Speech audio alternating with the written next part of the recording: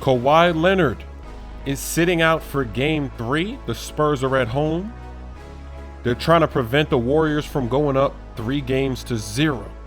Now, a lot of people, I've seen some comments, they're saying, how can Kawhi not play with an ankle injury? It's the playoffs, it's the Western Conference Finals. But the ankle is very important in basketball, and if you're playing with a bummed ankle, that can lead to other injuries, knee injuries, other types of leg injuries. And if you remember a player like Grant Hill, this is the perfect example. And now we've got another injury. This time it's David Lee. So the Spurs are really in trouble. But Grant Hill, before the injuries, he was one of the best players in the league. He was getting comparisons to all of the great players that were active in the league at that time. And his injuries were ankle.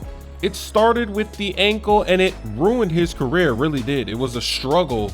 He was never the same. You don't want something like that happening to Kawhi Leonard. McGee had a nice game, 16 points. Kawhi's already sprained his ankle 3 times in these playoffs. So it's definitely right for him to sit, and look at that putback slam. Now this is the difference between the San Antonio Spurs and the Boston Celtics. The Spurs at home, they're putting up a fight.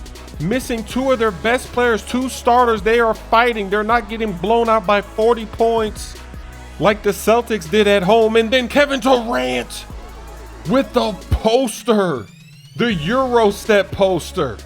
We know the Cavs are better than the Celtics, but the Cavs weren't beating other teams by 44 points. You got to fight in the conference finals.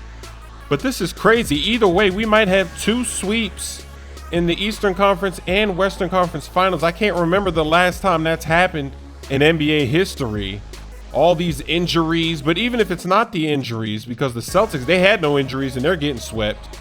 But this is definitely pretty disappointing. Adam Silver, he said he was not worried about the dominance from the Warriors and the Cavs because the Warriors, before they won that championship a couple of years ago, they haven't won a championship in 40 years. And then, of course, the Cleveland Cavaliers, they've never won one until LeBron James brought them one. So he's happy to see this, that when teams finally get to that level of success, that they can continue to have it for multiple seasons, not just a one-time fling, a one-hit wonder. So he said as a fan, he's not really concerned with the Warriors and the Cavs just rolling through the playoffs like this. Warriors go up 3-0. They're looking for the sweep in game 4. Before game 2, Isaiah Thomas said that the Cavs are not the Monstars. They're not Space Jam. And they lace up their shoes just like us. He's basically saying, we're not afraid of the Cavs. And I think the Cavs might have heard that because they came out in this game and they made them